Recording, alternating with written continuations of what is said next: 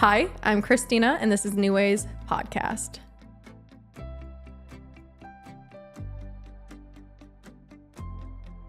Today, my guest is a breathwork facilitator and man of the world, Javier Moyano. Thank you for being back here with me today. Thank you for having me back so soon. I'm so happy to be back here with you.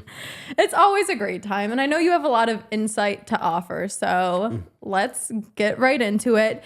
Today, the topic that we decided to discuss is viewing life as everything is a miracle and the benefits of it and what it can truly do for you. And to get this rolling, do you want to share or do you want me to share why this topic came to light today? I could share. We can do it together. I'll just Okay, start go. off, If you right? remember, you guys, we were driving here and we're like, what was that quote? And you know, something hits and you get the concept, but you don't know it word for word. Yeah. So do you want to try? I'll try, yeah. So the quote that we're stemming this podcast episode is based off a quote from Albert Einstein, which goes something around the ways like, there's two ways to live your life. One as though you see everything as a miracle.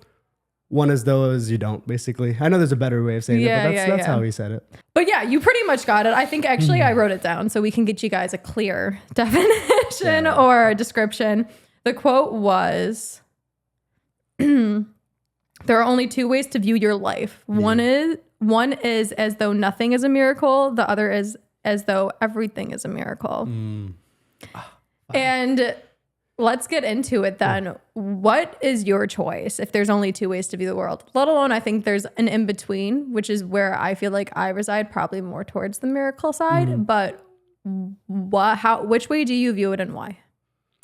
I think I've always operated more on the side of viewing everything as a miracle. Always. Oh, mostly. I'd say like 95% on that side.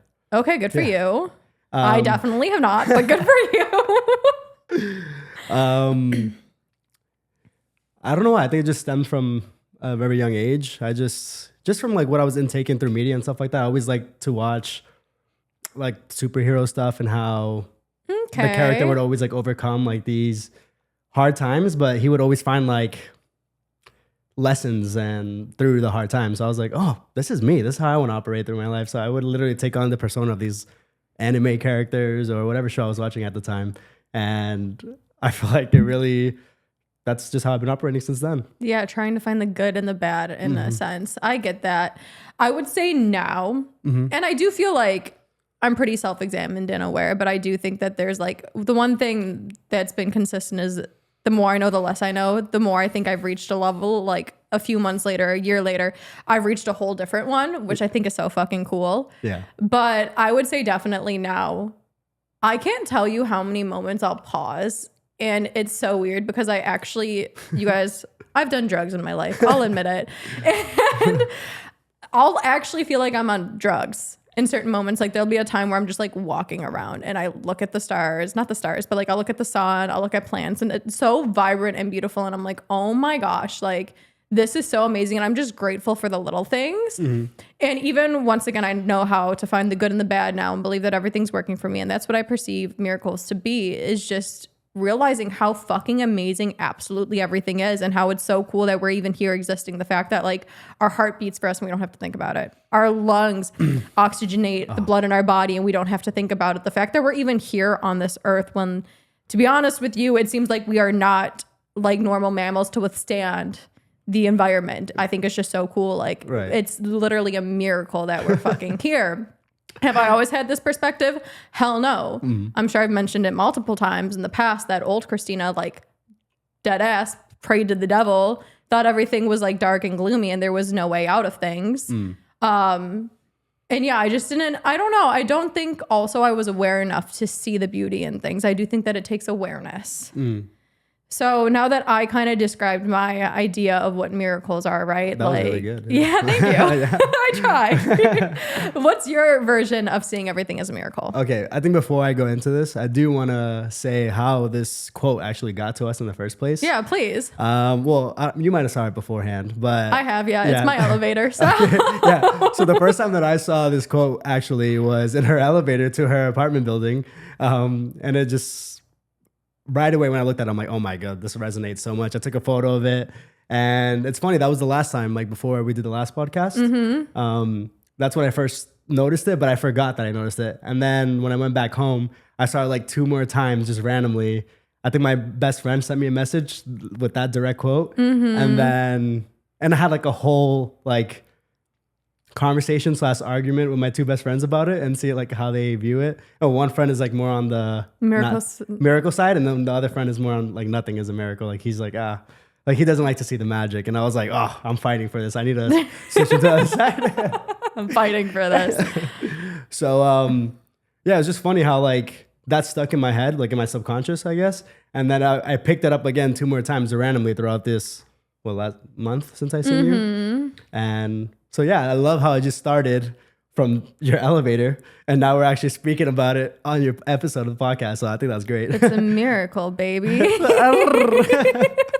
But no, that's what I think is so cool. And I do think I've said this multiple times, I do think there's 2 sides to the coin. Yeah. I do believe that if you're going to look for signs, they're out there. Like, by all means, you can find a meaning in absolutely everything. We've had this conversation this morning, actually, where you can find meaning in absolutely everything. But once again, like, it's kind of, if you don't want to see it, you're not going to see it. Right. And it's a conscious choice then. For me, at least, I'm like, I don't care what anybody else does. Do I think that they should view the world this way? Yeah, because it's made my life a lot more happier and more peaceful and optimistic. But if you don't want to view the world that everything's a miracle and that there's signs pointing in the right direction, fine, by all means. But like, I choose to see the world as being like miraculous, and I choose to think that everything's working in my favor. And why the fuck not? If everything's a sign for you to do good, as long as it's to do good. Yeah, I'll see all the signs and convince myself that I'm on the right path because I think that I am. And if that's going to help you get through the day, why not? You know?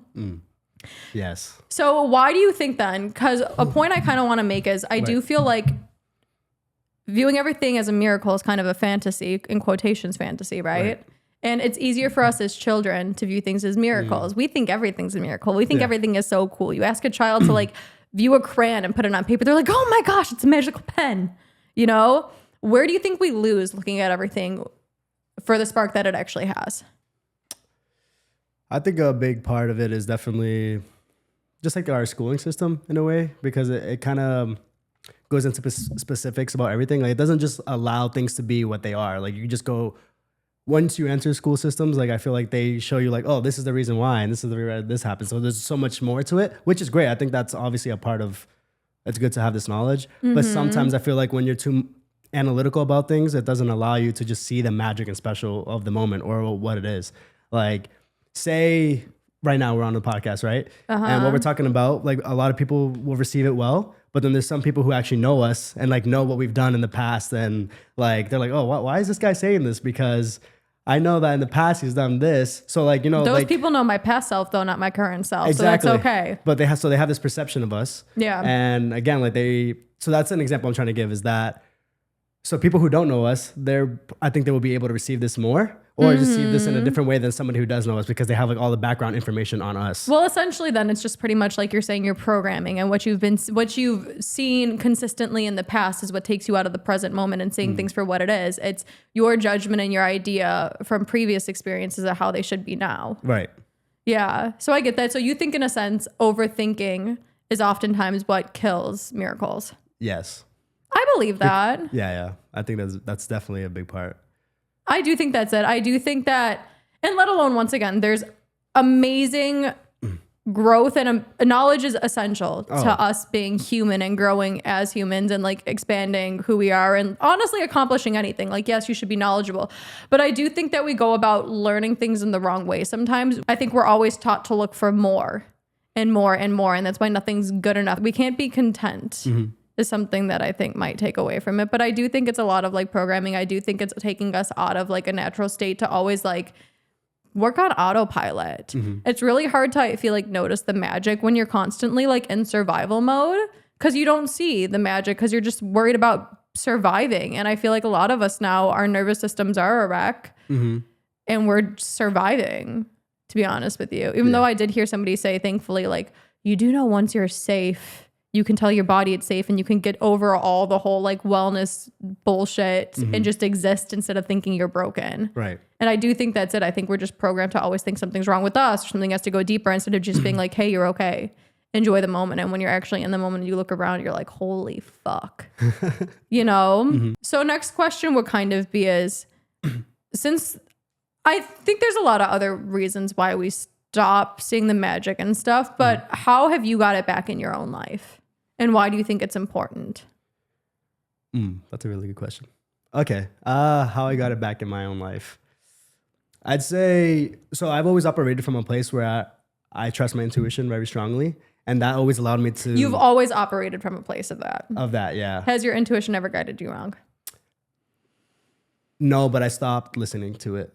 Okay. And then that's when I... So there you go, though. So you haven't always listened to it. Okay, so for most of my life, I have. But there has been a time, like, especially when I joined the Navy, like 5 years ago. I think that's like when I started splitting more from trusting my intuition and going more analytical. But I see that as a purpose. Like, it definitely served me because I needed to realize that even though your intuition brings you there, you have to learn how to analyze as well. Like, once you're there, like prepare and know when to like move on from where you're at, wherever you're at. So I'll just go into like how it's working with me today and how so I want to bring you guys back to, I'd say like soon after I came here back from Costa Rica, when I went back down to San Diego, I was looking for a place to go work and teach my classes, my Wim Hof, like breathwork classes, cacao ceremonies. And I moved into this new town called Carlsbad. And I saw this yoga studio. My intuition was telling me, all right, Javi, get your ass in there and like just get involved with the community. Go and do it. I was like, okay, let's go. So I'm walking by one morning after getting a coffee and I see the owner outside of it. And he's in like in a meditative state. And I just walk in. I'm like, I guess it was like a little overwhelming. Like I kind of just like took him out of a meditative state. Yeah. But this is where I was saying my intuition was telling me like, just go do it. Javi, get in there. I was like, okay. All right. So I went in and I talked to him. I was just telling him what I have to offer and how I would like to get involved and use your studio and stuff like that. And it's funny, we did not have a great first meeting though. How'd that meeting go? You could tell that he was very like one-worded with me. He was like, oh yeah, short. Yeah, very short. Like he wasn't getting deep. And he's like, yeah, if you want to use a space, like just reach out to us. It's this much amount of money and thank you. And he kind of just telling me on my own way. But at the time I didn't really realize it. I was like just so excited to share what I have. So I'm like, okay, Javi, message this guy. Let's go. Let's get involved. And that's when I started recognizing like where he was being short with me. He was kind of,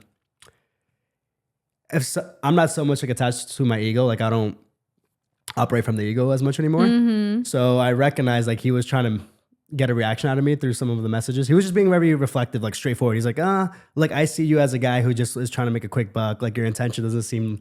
That's what he perceived you as just from like the get-go? From the get-go. He's like, your intentions kind of seem... I can't trust your intention, so I can't help you out. You can still use the place, but the way you came off was very like, I guess overwhelming. And I could see where like an old Javi or like the Javi that was operating while he was in the military would have reacted like in a more egotistic way. Easily. You might be like, what the fuck, who are you to judge me? Right. Yeah, facts. But then I just saw it again. Like this is where I was like, oh no, Javi, this is a fucking beautiful reflection. What can I learn from this? This is like a lesson. Like, cause I haven't been challenged like this in so long. So you viewed him being negative to you as a mini miracle. As a miracle. Okay, I love that. And I was like, oh, this is a beautiful challenge. And then like when we had like one of the greatest conversations I've had probably through text in years. And I think I surprised him with my responses. I'm like, oh, thank you like for allowing me to take a step back and recognize how I was coming off. I know not everybody's going to receive my energy the same way. And so like, just thank you for being so straightforward with me and being honest and brutally honest. And so we finished talking. I'm like, okay, I'm going to take one of your yoga classes and then we could talk in person. And he thought I wasn't going to show up, and I showed up the next day. Why is okay? Let alone, I know a lot of people are like this. Don't get me wrong, but I'm like, why is this man assuming things? Yeah. Okay. And see, guys, life surprises you every freaking day. Yes. I gotta stop swearing lately, you guys. Life surprises you every day. It's the excitement. Okay. Yes, it is. Continue. So yeah, I go to his yoga class, and it was one of the best yoga classes I've ever done in my life, actually. Which happily I went to, and I'm actually gonna take his 200-hour yoga certification class as well.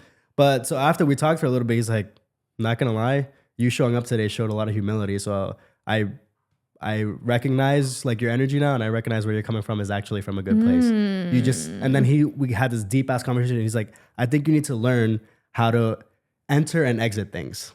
And I was like, what do you mean? And this is like where I was going with the whole intuition thing. Yeah. My intuition is always bringing me to the point, but I do not prepare myself to like enter. Like I don't really do any background like information or just prepare myself. Usually I just always just jump in. I just jump I remember in. you mentioning this to me. You always jump in, and you now recognize that you need to find a way to enter it in a receiving way as well, leave as in an intentional way. Exactly. Yeah. And that's funny. And that all came from a random interaction. And I'm like, oh, there's definitely something here. If this is causing this like emotion and like it's not triggering me, but it's like, I'm like, oh, this is something here. This is something good. I know there's something good out of this. However, you just gotta accept the challenge and see what you can learn from it. And yeah. I was like, yes. Whew. And now we have like this genuine trust with each other now, which is amazing. That is amazing. See, I really like how you took this twist on it, and I was not expecting you to go there, to be completely honest with you.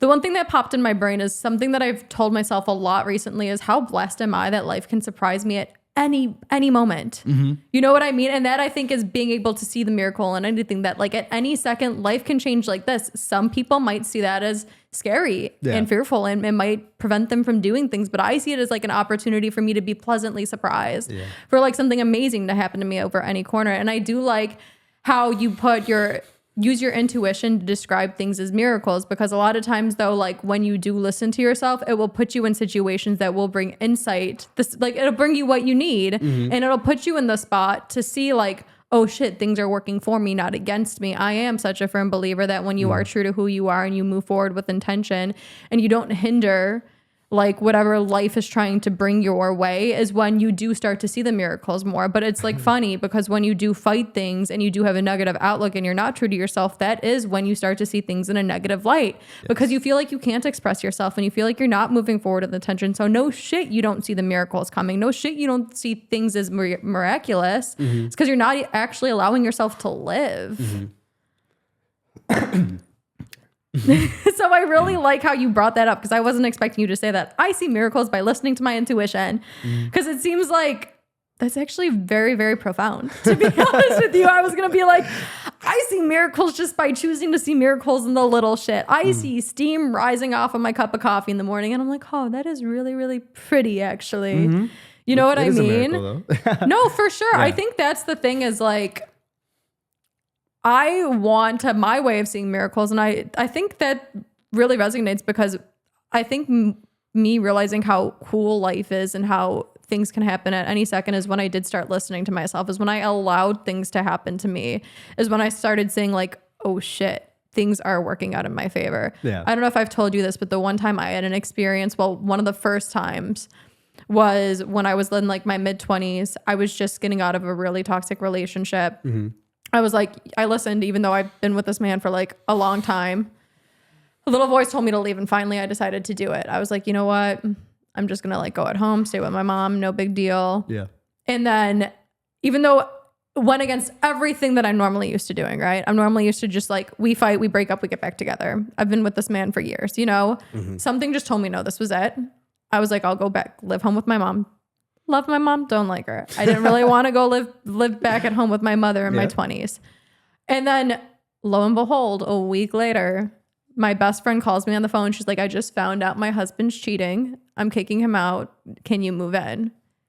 And I was like, what are the chances that my very like actually best friend, my fucking sister, calls me a week later and we both are going through breakups at the same time? Wow. And after that, I'm like, is this a coincidence? Some divine timing. Yeah. But then also too, besides that, I don't want people thinking that they have to have some like divine timing, miraculous thing to see the miracle in things, because I do feel like you also have to train yourself naturally to see the miracle in things for you to attract stuff like that, for you to gain the confidence that, hey, things are working out for me. So if people are starting small at home, what would you recommend to starting to see the magic in things? They're not ready to take the big leaps of faith. They're not really ready to listen to their intuition. How do you think they can start just like, because actually when you choose to see the miracle in things, it programs your nervous system to think more positively.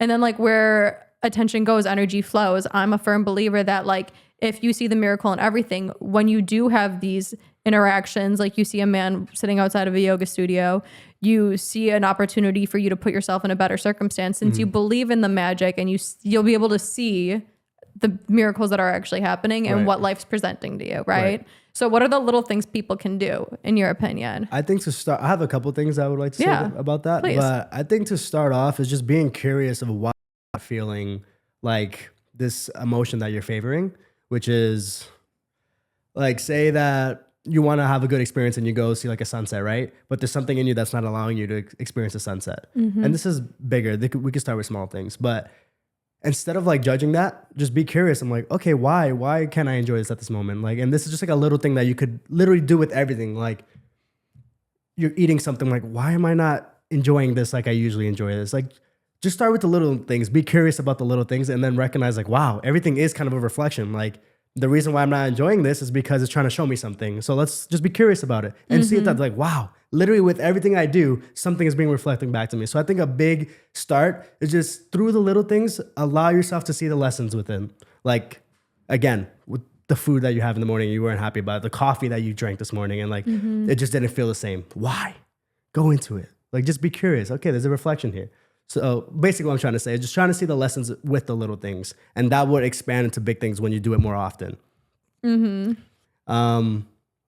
Another one is checking out the Wim Hof method. I'd say that's what got me. I do say that like breath work will put you in a certain headspace because all honesty, if we're talking about like, is it biology? Is it like neuroscience? It releases dopamine and serotonin. Like breath work actually releases feel-good chemicals in your body. And let's be honest, when you feel good, when your body's in a good state, it's a lot easier for you to see the good in everything else around you. It's kind of like one thing follows another, right? Like you start to feel good in your body, and then like the outside starts to look good, and then your life starts to look good. It's like a chain effect for sure. Yes. It's definitely a chain effect. I like that. That was good. She's really good at summing things up. You do that well. Very well. Do what well? Just like, because I know when I speak, I go on a quick tangent, and not everybody's going to be able to pick it up right away, but you really are good at picking up like the key parts and just relaying it in such a way that people are able to receive it. So I received that. Thank you. I received that. Thank you. I really do appreciate and respect that. And that's my goal, is like, I'm really good at picking things apart. So that's one of the reasons why I do this. Another thing, I'm kind of going to go against you on this. Let's go. Even though I agree with it for sure. I do love how you're like, ask why. Because I do believe for things to be sustainable is you have to be aware of yourself. But that also requires you being brutally honest with yourself. And honesty with yourself is one of the most valuable things that you can have, because let's be honest, guys. You're not doing yourself any favors by lying. You're not. You're usually just hiding behind an ego, and you're going to repeat the same toxic cycles over and over again. That being said, a lot of people are not ready to be honest with themselves. Yeah. They're not. Yeah. So I do think that what you are saying requires an additional skill. So that is a skill that you should be learning, is to be honest with yourself. Yeah. But at the same time, if you're not ready to ask yourself why, if you're not ready to actually ask yourself why and realize, holy shit, I am seeing the negative in so many things, and then crush your ego and go through a roller coaster of things, which is what's going to happen, which is fine. It's a good roller coaster. Trust me, you're going to be happy at the end. I do think that just appreciating things for what it is first. You know what I mean? Like, even if your brain is, if you can't ask yourself the why, sit there and still just be like, this is actually really, really beautiful. Or start by noticing how beautiful things are that you already enjoy. If you enjoy something and you know it's going to bring you happiness, ruminate on that.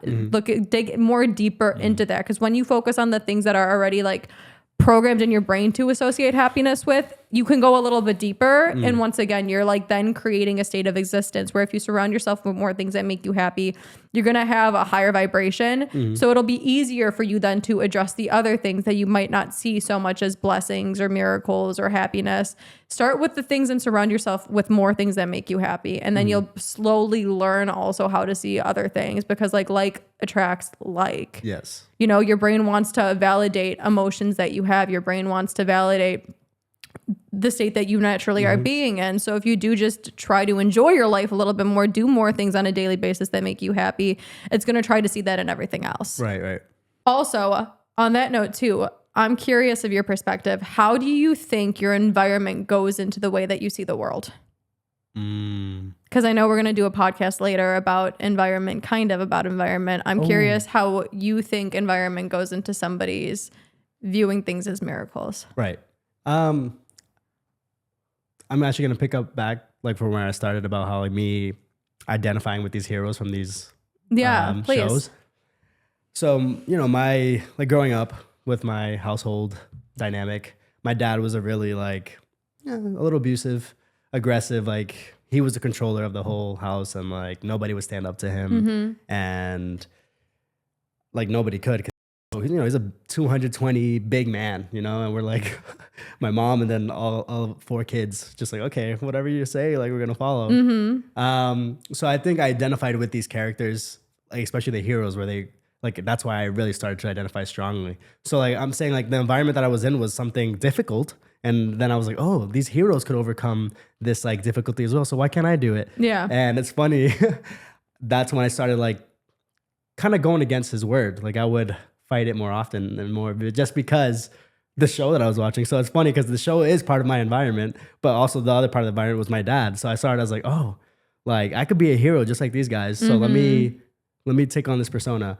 And until this day, I'm the only one probably in my like immediate household who has stepped up to him basically. And like, so I kind of took on this hero mentality and it served me so well to this day. And I love it. Now I recognize how it's stemming from, it was like a fear-based belief, but... What was a fear-based belief? Me becoming a hero.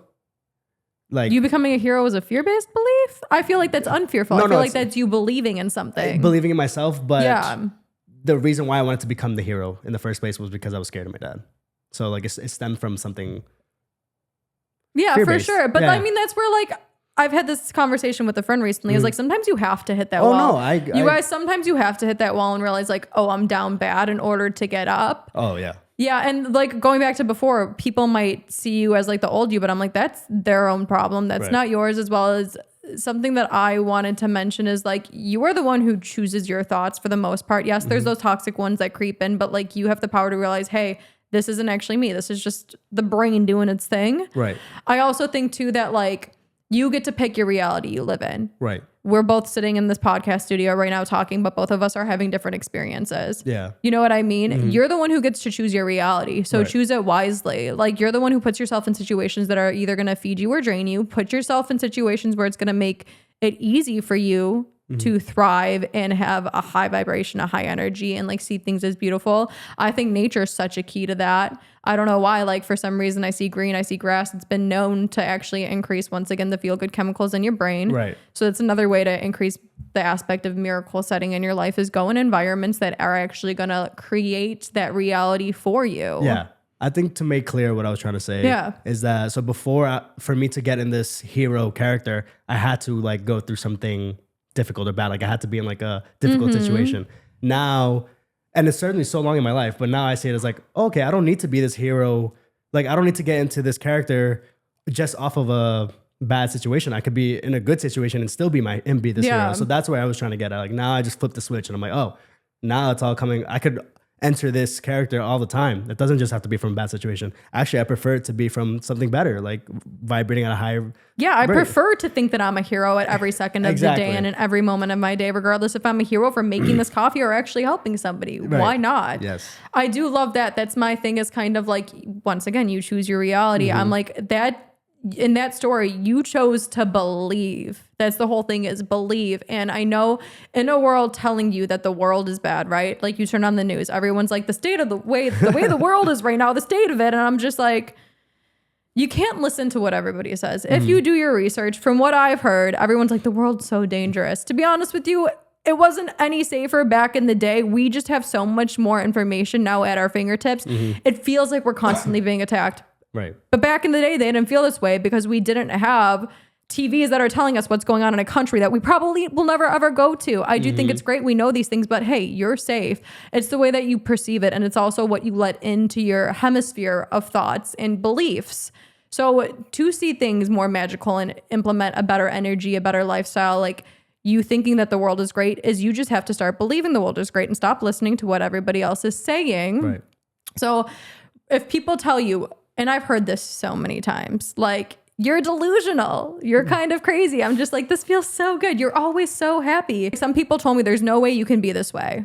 You know what I mean? Yeah, And sometimes people are like, you're faking it, you're hiding it. And I'm like, you don't know the context of things that I'm experiencing. There's demons out here. I'm not going to lie. I am not perfect, you guys, but I've made friends with my demons. And I do choose to see everything as like a miracle. And I'm like, I choose to see the magic in my life. You don't know what's going on in my fucking head. So I'm not going to listen to you when you say I should view the world this way because this is how it is.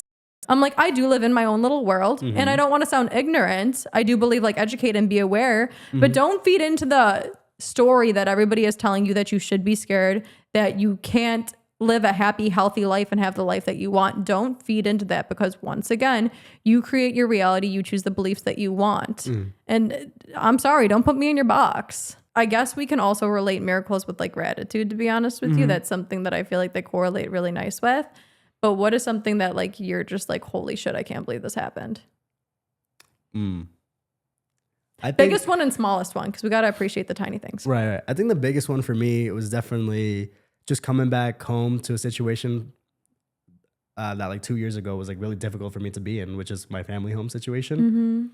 And now coming back and being like, oh my God, like it's a flip switch. Like I love being there. I love being with my family. I love being able to communicate with them and teach them and just be with them. And I know for the last year where I was traveling, the purpose that I went on that journey was so I could like learn how to build boundaries and like come back to this family situation and I don't have this like intense feeling with them anymore. So I think like being able to operate at a place where, oh my God, it's fully switched. Like I can enjoy my family and actually I do enjoy it and I favor this. I just needed to put up boundaries. Yeah. It was like definitely one of the biggest miracles. And I know how we were talking about this a little bit before. Yeah. Like you're like, oh, I'm interested to see how things get back when you go back home. I'm also curious when you like go back to Costa Rica too, how things are going to go. Oh yeah. I know it's going to be a lot different. Yeah. And in the best way though. Yeah. So yeah, I'd say that was my biggest miracle. Like smallest miracle. Smallest miracle.